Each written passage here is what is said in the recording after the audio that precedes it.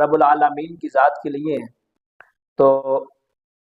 جو اس دن بھی سوالات ہوئے اور کچھ سوالات آئے استقبالیہ رمضان کے حوالے سے، مفتی صاحب آپ ہمارے ساتھ تھے، تو کچھ دوستوں نے سوالات کیے جو واٹس ایپ پہ آئے۔ تو اگر آپ کا بھی ناظرین اگر کوئی سوال ہے تو نیچے آپ کو نمبر شو ہو رہا ہے، آپ واٹس ایپ وہ کر سکتے ہیں۔ اگر آپ ہماری سیٹ اپ کا حصہ بننا چاہتے ہیں تو موسٹ ویلکم۔ اگر آپ سوالات آپ کے پاس ہیں تو آپ وہ ضرور دے دیں۔ شان اولیاء کے حوالے سے بھی بہت سارے لوگوں نے کیا ہے، اور رمضان مبارک سے حوالے بھی بہت سارے لوگوں نے کیا ہے۔ تو میں چاہوں گا سب سے پہلے جو ہے نا وہ، کیونکہ ماہ رمضان مقدس ہے جی تو اس کے حوالے سے جو نا مختصر سے ایک بتا دیں کہ اس کی فضیلت کیا ہے جی اور روزہ کیا ہے اور کیا کیا چیز ضروری ہے روزہ دار کے لیے۔ جی پہلے ناظرین جو دیکھ رہے ہیں ہماری ٹرانسمیشن کا حصہ بنے اور جو گھروں کے اندر ہماری ٹرانسمیشن کو دیکھ رہے ہیں، سب کو رمضان مبارک کی خوشیاں مبارک ہوں، کیونکہ آج رمضان مبارک کا وہ پہلا دن ہے۔ آپ کو بھی مبارک ہو، جی خیر بات۔ اور جتنے بھی ناظرین ان کو بھی، کیونکہ آج بہت ہی ہمارا مقدس دن ہے اور رمضان کا پہلا دن ہے،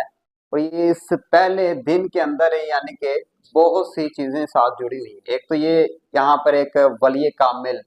شیخ عبد القادر جیلانی رحمۃ اللہ تعالیٰ ہے، ولیوں کے سردار، جنہوں نے فرمایا کہ اس وقت تک کوئی ولی نہیں بنتا جب تک میرا قدم اس کی گردن پہ نہ ہو۔ کیا بات، یعنی کہ ولیوں کا ان کا تذکرہ بھی ان کے ساتھ منسوب ہے، ان کی ولادت بسعادت بھی یکم رمضان مبارک کو ہوئی، اس لحاظ سے رمضان مبارک کا پہلا دن بھی یہی حساب سے خاص ہوا۔ دوسری، رمضان مبارک جب آتا ہے تو حضور صلی اللہ علیہ وسلم نے ارشاد فرمایا اذا جاء رمضان، جب رمضان آتا ہے فرمایا کہ جنت کے دروازے کھول دیے جاتے ہیں، فتحت ابواب الجنہ، فرمایا کہ جنت کے دروازے کھول دیے جاتے ہیں اور شیطانوں کو جگڑ دیا جاتا ہے جی، اور سلسلاتی شیاطین، شیطانوں کو جگڑ دیا جاتا ہے، وغلقت ابواب الاہل النار، یعنی کہ جہنم کا جو دروازے ہوتے ہیں وہ اس کو بند کر دیا جاتا ہے۔ کیا بات، یعنی کہ اس رمضان مبارک کے اندر اللہ تعالیٰ نے اتنی فضیلت رکھ دی ہے۔ ایک تو یہ ہو گیا جنت کے دروازے کھول دیے، دوسرا یہ کہ جہنم کے دروازے بند کر دیے، اور تیسرا بات یہ اللہ تعالیٰ اس میں یہ انعام فرما رہا ہے کہ جو شیاطین ہے جس کی وجہ سے انسان گمراہی کی طرف چلا جاتا ہے اس کو بھی جگڑ دیا گیا۔ اب بات یہاں پر یہ ہوتی ہے کہ جو گناہ ہو جاتے ہیں یہ کس مقصد سے ہوتے ہیں؟ یا شیطان تو جگڑے گئے، تو مطلب یہ ہے کہ اللہ تعالیٰ نے انسان کو گمراہ کرنے کے لیے دو چیزیں ہیں جو انسان کو گمراہی کی طرف لے کے جاتی ہے۔ ایک تو اس کا اپنا نفس ہوتا ہے، دوسرا ایک ہوتا ہے شیطان۔ اب کوئی بھی عمل کرتا ہے تو کہتا ہے یہ شیطان نے مجھے ورگلایا تھا جس کی وجہ سے میں گناہ کر بیٹھا۔ تو اللہ تعالیٰ نے وہ معاملہ بھی ختم کر دیا رمضان میں، شیطان تو جگڑے گئے۔ اللہ اللہ اللہ، تو اب دیکھیں کہ رمضان آتا جاتا تو ہر طرف ہریالی سی ہو جاتی ہے، انسان گناہ کرتا ہے تو پھر بھی ڈرتا ہے، 100 بار سوچتا ہے چھپ چھپ کے، اگر کوئی کھانا بھی لگے تو کوئی چھپ کے کھاتا ہے کہ مجھے کوئی دیکھ نہ لے۔ یعنی کہ ہوتی ہے چیز کہ شیطان تو جگڑا ہے۔ اب پھر بھی اگر کوئی گناہ ہو رہا ہے، کوئی ہیرا پھیری کر رہا ہے تو وہ کیوں ہے؟ تو دوسرا چیز ہوتی ہے وہ آپ کا نفس ہے جو آپ کو گناہ کی طرف مائل کرتا ہے۔ تو اس لیے اللہ تعالیٰ نے ارشاد فرمایا کتب علیکم الصیام کما کتب علی الذین من قبلکم لعلکم تتقون، ہم نے روزے فرض کیے آپ پر نہیں، پہلے بھی ان تم پر روزے فرض ہوئے تھے، اے ایمان والو تم پر روزے فرض کر دیے گئے تاکہ تم متقی اور پرہیزگار بن جاؤ۔ اب مطلب یہ ہے کہ روزہ اس لیے رکھا گیا ہے تمہیں پرہیزگاری اور متقی مل جائے، تقویٰ مل جائے۔ اب تقویٰ کیسے ملتا ہے؟ روزے سے۔ انسان جب بھوکا رہتا ہے، پیاسا رہتا ہے، اب وہ جو نفس اس کا مائل کر رہا تھا گناہ کی طرف سے، اب اس نفس کو روزہ جو اس کو مار دے۔ کیا بات، اس لیے حضور نے فرمایا تھا اے نوجوان اگر تم بالغ ہو جاؤ، جوانی تک پہنچ جاؤ تو تم شادی کرو، اگر تم شادی نہیں کر سکتے، کچھ معاملات ایسے شادی نہیں کر سکتے، پھر حضور نے فرمایا کہ روزے رکھا کرو، کیونکہ جو روزے ہوتے ہیں وہ قاطع شہوات ہوتے ہیں۔ یعنی کہ یہ رمضان مبارک میں بہت سی فضیلتیں ہیں جو اللہ تعالیٰ نے مومنوں کے لیے رکھی۔ اچھا ایک مفتی صاحب اس کے اندر ایک کوشچن میں ایڈ کرنا چاہتا ہوں۔ کل بھی ایک ٹرانسمیشن میں ہم بیٹھے ہوئے تھے تو وہاں بھی ایک بندہ دبئی سے ہیں، سعودیہ سے، تو انہوں نے بھی ایک کوشچن یہ کیا تھا کہ اگر بندہ بھول گیا کہ اسے پتہ نہیں چلا میرا روزہ ہے، ٹھیک ہے، اور اس نے کوئی چیز کھا لی ہے، تو وہ جو چیز کھا لی ہے کچھ تھوڑی سی تو وہ حلق کے نیچے چلی گئی اور کچھ اس کے منہ میں ہے، تو اس کے اوپر کیا لازم ہوگا کہ اس کا روزہ ٹوٹ گیا، یا وہ چیز وہ کھا لے، یا اسے دوبارہ وہ جو منہ میں رہ گئی ہے زبان میں وہ پھینک دے، اور جو چلی گئی وہ اللہ تعالیٰ سے کوئی یہی کوشچن۔ پہلی بات تو یہ ہے کہ جب روزہ بندے نے رکھا ہو تو پہلے یہ کہ روزہ یہ کہ صبح صادق سے لے کر طلوع فجر سے لے کر غروب آفتاب تک کھانے پینے اکلو جمع یعنی ہر طرح جو حلال چیزیں تھی، اب جو میاں بیوی کے جو حقوق تھے حلال تھے وہ بھی اس پر روزے کی حالت میں حرام ہو گیا، جی کھانا پینا اس پر حلال تھا وہ حرام ہو گیا، یعنی ان چیزوں سے بچنا اس کو ہو گیا روزہ۔ اگر کوئی جان بوجھ کر کرتا ہے یہ عمل، کھاتا ہے یا پیتا، پھر تو یہ ہوگا اس پر کفارہ بھی لازم ہوگا، اس کی الگ ایک جی چیپٹر کھول لیں گے، وہ بعد میں انشاءاللہ بیان کریں گے۔ تو مطلب یہ ہے کہ اب اس نے خود کھایا تو پھر تو اس کا روزہ ٹوٹ گیا، اس کی قضا بھی دینی پڑے گی، اگر اس کے خود کھایا تو نہیں اس کا نہیں، وہ کفارہ۔ کہہ رہے ہیں ان کا وہی کوشچن میں آپ کی طرف آ رہا ہوں، بات کی طرف۔ اب دوسری بات یہ ہے کہ اگر وہ غلطی سے اس نے منہ کے اندر کوئی چیز ڈال لی، جی اب جو اس کو یاد آ گیا، یعنی کہ ایک لقمہ اس نے کھا لیا، نگل کے اندر وہ چلا گیا، معدے میں چلا گیا، اب دوسرا لقمہ جو تھا ابھی منہ کے اندر ہی تھا، ابھی اس نے چبایا نہیں، حلق کے نیچے نہیں گیا، ابھی منہ کے اندر ہی تھا، اس کو فوراً یاد آ گیا کہ میرا تو روزہ تھا۔ اب اس پر حکم یہ ہوگا، اب یاد آتے ہی وہ جو لقمہ اس کے منہ کے اندر تھا وہ اب نکلے نا، اب اس کو فوراً ہی اس کو باہر نکال دے، اور بھی قروری کرے، پانی کے ساتھ اچھی طرح اپنے دانتوں کو صاف کر لے، جی کیونکہ اب وہ روزے میں ہی رہے گا۔ بعض اوقات لوگ یہ کہتے ہیں کہ علماء سے مشورہ نہیں لیتے، پوچھتے نہیں، وہ سمجھتے ہیں کہ ہمارا روزہ تو ٹوٹ چکا ہے لہٰذا ہم کھانا پینا شروع کر دیتے ہیں۔ جی اب اس کے بعد اگر وہ کھانا پینا شروع کرے گا پھر اس نے روزہ توڑ دیا، کیونکہ اس کو یاد آ چکا تھا۔ اچھا، ایک ہاں اور جی دوسرا کوشچن ہے ہمارے پاس جو آیا تھا، وہ یہ ہے کہ وہ کون کون سا ایسا بندہ ہے جس کے اوپر روزہ فرض نہیں ہے، یعنی ایسا کون سی، یعنی کیا حالت ہے، کوئی سفر میں بھی ہوتا ہے، کوئی بار ہوتا ہے، کوئی نابالغ ہے، اس طرح سے بھی کوشچن تھا کہ بھی روزہ کس کس پہ فرض ہے۔ اچھا، پہلے تو یہ ہے روزے جو ہیں وہ اللہ تعالیٰ نے مسلمانوں پہ فرض کی، اس میں کوئی بات نہ جی رہی۔ لیکن اس کے اندر آ جاتا ہے اس کے کہ اندر پھر اللہ تعالیٰ شریعت نے کچھ قاعدے لگائی ہیں، شریعت نے کچھ رخصت بھی دی ہے جی کہ آپ جہاں جہاں رکھ سکتے ہیں، جہاں چھوڑ بھی سکتے ہیں۔ فی الحال تو روزہ جو مسلمان ہوتے ہیں جب وہ بلوغت پر پہنچ جاتا ہے اس پر اسلامی حکام نازل ہو چکے ہوتے ہیں، واہ واہ، تو جب اس پر حاصل ہو گئے تو ہر حالت میں اب اس نے روزہ رکھنا ہے۔ رکھنا ہی رکھنا۔ اب اس میں کچھ شریعت مطہرہ نے کچھ چیزیں پہ رخصت دی ہے کہ اگر یہ وقت آتا ہے تو اس پہ سے چھوٹ دی گئی ہے۔ اب روزہ جو ہے وہ مسافر کے لیے شریعت مطہرہ نے اجازت دی ہے، اگر وہ سفر کر رہا ہے، کیونکہ سفر کو آدھا عذاب کہا گیا، یعنی کہ سفر جو ہے نا بہت مشکل والی چیز ہوتی ہے کہ انسان کو پتہ نہیں ہوتا کہ میں نے کہاں پر ٹھہرنا ہے، راستے میں کیا میرے ساتھ معاملہ ہوگا۔ گھر سے بندہ روزہ رکھا ہے، اب نہ جانے اگر افطاری کرنے کے لیے اس کو چیز ہی نہ ملے، آگے سے ملے، جی جی آگے سحری کرنے کے لیے نہ ملے، تو اس لحاظ سے شریعت نے کی ہے کہ وہ روزہ چھوڑ دے، تو اس کے بعد میں رمضان کی گنتی پوری کر کے 30 روزوں کی آگے اگلے رمضان تک اس کی گنتی پوری کر دے۔ یہاں پر رخصت دے گی اگر بیمار ہے بندہ، اتنا مرض ہے کہ اگر وہ روزہ رکھتا ہے، رکھنے کی وجہ سے اس نے میڈیسن لینی ہے، دوائیات لینی ہے، تو ڈاکٹر نے منع کیا کہ آپ نے ضرور یہ دوائیات لینی، نہیں تو آپ کا مرض بڑھے گا۔ جی اب اس کو جان کو خطرہ کہ مرض دوائی کے بغیر اس کو شفا نہیں ملنی، تو اس لحاظ سے اگر وہ روزہ کو یعنی کہ قضا کر کے بعد میں اس کی اگلے رمضان تک گنتی کر لے۔ اسی طرح عورتیں ہیں،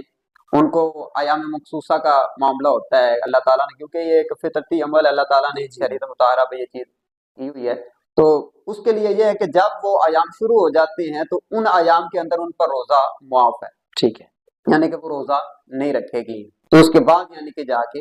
اس کی قضا پوری کر سکتی ہے۔ اس حالت میں اس کو کہا گیا یعنی کہ اس طرح وہ شوٹ کر سکتی ہے، جی۔ تو شریعت نے بہت سے رستے نکالے ہیں۔ اچھا، ایک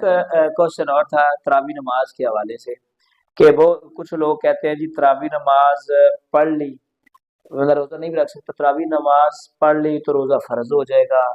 نہیں تو گناہ ہوگا، یا تراویح نماز نہ پڑھی تو روزہ اس حالت میں، یعنی کہ اگر تراویح پڑھ لی ہے بندے نے ثواب سمجھ کے تو وہ روزہ نہیں رکھ سکتا، لیکن کیا وہ تراویح پڑھ سکتا ہے؟ جی بہتر یہ کہ اب سوال کا جو لب لباب تو یہ ہے نا کہ تراویح پڑھ کے یعنی کہ اگر کسی نے تراویح پڑھ لی کیا پھر اس پر روزہ رکھنا لازم ہو گیا، فرض ہو گیا، یعنی کہ سوال کرنے کا مقصد یہ اس کا جی ہی ہوگا۔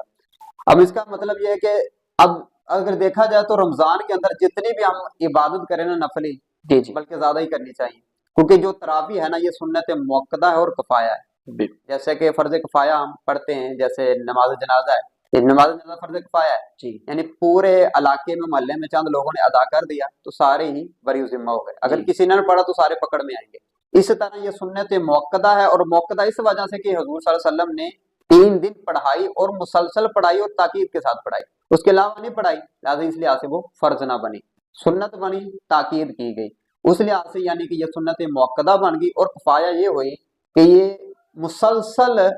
اگر کوئی چھوٹ بھی جاتی ہے تو اس جی پر گناہ نہیں ہوگا، اگر وہ عادت بناتا ہے تو پھر یہ کہ گناہ ہوگا، کیونکہ ایک سنت کو بار بار ترک کرنا بھی ضروری نہیں۔ مطلب یہ ہے کہ اب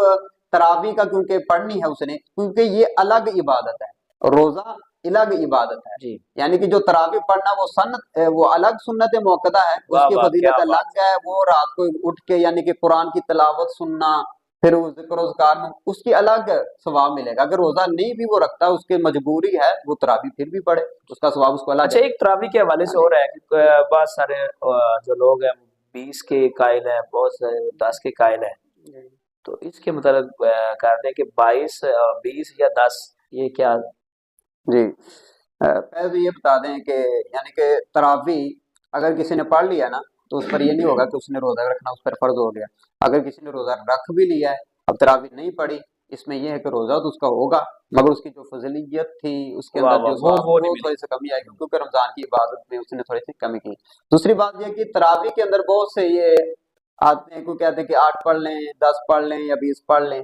اس کے اندر بہت سی روایات ملتی ہیں، مگر ہمارے لیے جو سب سے زیادہ جو چیز ہے وہ صحابہ کرام کا ادوار ہے، بے شک حضرت عمر فاروق کا ادوار ہے، صحابہ کرام حضرت سیدنا ابو بکر صدیق ہیں۔ اب دیکھا جائے کہ نا جو صحابہ نے عمل کیا ہے، لہٰذا انہوں نے اپنی طرف سے تو نہیں کیا، بے شک یعنی کہ وہ عمل وہی کہتے ہیں، حضور نے یہ فرمایا علیکم سنتی و سنت خلفائے راشدین، تجھ جی پر میری اور میرے صحابہ کی سنت واجب ہے۔ لہٰذا مطلب ہے کہ صحابہ نے وہ عمل کیا ہے جو حضور صلی اللہ علیہ وسلم چاہتے تھے، حضور صلی اللہ علیہ وسلم کی تعلیمات تھی۔ جی ظاہر ہے حضور کے جانے کے بعد جتنا وہ دین تھا وہ صحابہ کے سپرد تھا، واہ انہوں نے اس چیز کو لے کے آگے چلنا تھا۔ بالکل حضرت عمر فاروق کے دور میں یہ باجماعت تراویح کروائی گئی، کیونکہ حضور کے دور میں 3 کے علاوہ اس کے بعد باجماعت نہیں ہوتی رہی، یہ عمر فاروق نے کروائی۔ پھر انہوں نے کہا کہ یہ کتنی اچھی بدعت ہے جس کو رائج کیا گیا۔ مطلب یہ ہے کہ بدعت وہ کام جو حضور میں نہیں تھا، بعد میں ہوا مگر وہ اچھا تھا، اچھا اس کو جماعت تاکہ لوگ اس سے پڑھیں، تو لہٰذا حضرت عمر فاروق کے دور میں بھی 20 رکھنے پڑے گی۔ ابو بکر صدیق ہمارا بہت پیاری گفتگو فرما رہے ہیں کہ بلا مفتی صاحب، اور آج کا آخری کوشچن رہے وہ سیدنا حضور سیدنا غوث اعظم شیخ عبد القادر جیلانی محبوب سبحان نیلا مکانی، ان کے حوالے سے آپ ارشاد فرما دیں کچھ۔ جی سیدنا شیخ عبد القادر جیلانی رحمۃ اللہ تعالی علیہ، ان کا ولایت کے اندر اگر دیکھا جائے تو بہت ہی بڑا مقام ہے، یعنی کہ جس طرح اللہ تعالیٰ نے انبیاء کے اندر رسولوں میں سے حضور صلی اللہ علیہ وسلم کو سید الانبیاء بنا کر بھیجا، ان میں سب سے زیادہ جو افضلیت میں مرتبہ اور مقام جو نبیوں کے اندر وہ حضور کو عطا کیا گیا، اس طرح ولیوں کے اندر جی اللہ رب العزت نے اولیاء میں سب سے بڑا جو بلند و مرتبہ جو مقام عطا کیا وہ سیدنا غوث اعظم رضی اللہ تعالیٰ عنہ کو ماشاء اللہ عطا کیا ہے۔ تو یہ ان کی جو ولادت بسعادت وہ بھی یکم رمضان کیا مبارک ہوئی۔ بات ہے، تو اب ان کے لیے وہ بحج السرار کے اندر بھی یہ نقل کیا گیا، بھائی کتب کے اندر اس کو نقل کیا گیا کہ جب آپ کی ولادت بسعادت ہوئی تھی اس وقت یہ تھا کہ وہ یکم رمضان مبارک کا چاند دیکھنے میں شک پڑ گیا، لوگوں کو سمجھ نہیں آ رہی تھی کہ صبح روزہ ہوگا ہوگا یا یا نہیں ہوگا، لوگ یعنی اس حیران میں تھے، اگلا دن آ گیا تو لوگ پریشان میں تھے اب روزہ آج ہے کہ کسی نہیں نے ہے، رکھا کسی نے نہیں رکھا۔ اس طرح تھا۔ پھر آپ کی والدہ ماجدہ فرماتی کہ میرے پاس لوگ آئے ہجوم کی شکل میں کہ آپ بتائیں کہ آج روزہ ہے یا نہیں ہے، تو میں نے پھر ان کی گود میں حضرت سیدنا غوث اعظم رضی اللہ تعالیٰ موجود تھے، تو آپ نے فرمایا کہ صبح سے لے کر شام تک ابھی میرے بچے نے دودھ نہیں پیا۔ یعنی اس میں کہا جاتا ہاں ہے جی کسی مجذوب نے علماء کو ہاں جی کہا کہ فلاں جگہ پہ ایک بچہ پیدا ہوا ہے، جی اگر اس نے دودھ پیا ہے ہاں آج جی تو سمجھ لے کہ روزہ نہیں ہے، روزہ نہیں ہے، اگر اس نے دودھ نہیں پیا سمجھ لے روزہ ہے، اسی طرح سے ہاں جی۔ تو اس لحاظ سے پھر انہوں نے یہ کہا کہ یہ ولایت ان کو جو ملی تھی وہ پیدائشی ہی ولایت کیا تھی۔ بات پھر 30 روزے ہوتے ہیں، تو 30 دن تک حضرت شیخ عبد القادر جیلانی پورا دن دودھ نہیں پیا کرتے تھے مغرب تک، کیا بات یعنی کہ آپ پیدائشی طور پر بھی ولی تھے۔ جس طرح حضور صلی اللہ علیہ وسلم جب دنیا میں آئے تھے تو آپ کو نبوت کا تاج اس وقت ہی مل چکا تھا، آپ آئے تھے سر آپ نے سجدے میں رکھا ہوا تھا۔ کیا بات اس طرح آپ کی امت میں سے جو سب سے بڑے عظیم ولی حضرت سیدنا غوث اعظم رضی اللہ تعالیٰ عنہ جب آئے تو آپ روزے کی حالت میں تھے، یعنی دیکھیں نا حضور کے بعد اس دنیا میں جو دین اسلام کے جو دعوت دینے والی جو ذمہ داری ہے تو وہ تو اولیاء کی تھی، اللہ تعالیٰ ان کے سپرد لگانی تھی۔ شیخ عبد القادر جیلانی کا جو مرتبہ اور مقام علم میں عمل میں بھی بہت زیادہ تھا، آپ کو اللہ تعالیٰ نے بہت سا علم اور علم حکمت عطا کی تھی۔ آپ جب واعظ کرتے تھے، یعنی جب آپ بولتے تھے، واعظ سنتے دوران کئی یہودی اسلام قبول کر لیتے تھے، عیسائی اسلام کی، یعنی تقریباً سینکڑوں سے 400 سے زیادہ یہودیوں نے اسلام قبول کیا۔ آپ کی مجلس میں کوئی ایسے لوگ ایسے ہوتے تھے آپ کی مجلس میں لوگوں کے جنازے اٹھتے تھے. اللہ اللہ. یعنی آپ جب واز کر رہے ہوتے تھے اللہ تعالیٰ کی وہ حکمت کو بیان کر رہے ہوتے تھے, اللہ تعالیٰ کا وہ جو چیز اللہ تعالیٰ نے ان کو عطا کی تھی, تو وہ لوگ اس ہیبت اس جلال کو اپنے اندر وہ قابو میں نہیں لا سکتے تھے. کچھ تو لوگ جنگلوں کی طرف بھاگ جاتے تھے, چلے جاتے تھے, کچھ کے جنازے اٹھ جاتے تھے. یہ تھے حضرت شیخ عبد القادر جیلانی کے وہ علم اور حکمت. اور آپ دیکھیں کہ آپ کا جو خاندان ہے وہ سارا کا سارا ولی, بے شک آپ کا باپ بھی ولی اور آپ کے سسر وہ بھی ولی, آپ کی ماں بھی ولی, آپ کی پھوپھی جان بھی ولی. آپ کو مشہور ہے کہ آپ کے جو والد صاحب ہیں ان کی طرف سے یعنی کہ آپ حسنی سید تھے اور والدہ کی طرف سے حسینی سید تھے, ماشاءاللہ. اور آپ کے والد کی طرف سے تقریباً 10 پشتوں سے جا کے آپ کا جو شجرہ نسب امام حسن رضی اللہ تعالیٰ عنہ کے ساتھ جا کے جاتا ہے, اور والدہ کی طرف سے 14 پشتوں کے ساتھ جا کے آپ کا جو شجرہ نسب امام حسین کے ساتھ جا کے ماشاءاللہ. یعنی آپ کے والد بھی ولی تھے, اور آپ کی جو والدہ وہ بھی ام الخیر فاطمہ ان کا نام تھا, اور آپ کے جو والد تھے ابو صالح یعنی وہ بھی بہت بڑے. آپ کی پھوپھی جان ان کا نام کیا تھا؟ ان کا نام بھی عائشہ تھا. یعنی کہ آپ کی جو نسبت ہے وہ بھی حضرت عائشہ صدیقہ کے ساتھ, والدہ کے ساتھ جو نسبت ہے وہ بھی حضرت فاطمہ زہرا رضی اللہ ماشاءاللہ. بہت پیاری یعنی کہ گفتگو, وہ چیز اور وہ حسنی حسینی سید. اچھا, بہت پیاری گفتگو کی. ناظرین, یہاں پہ آج کا پہلا نور رمضان افطار ٹرانسمیشن کا اختتام ہوا چاہتا ہے. ملتے ہیں انشاءاللہ کل, دیکھتے رہیے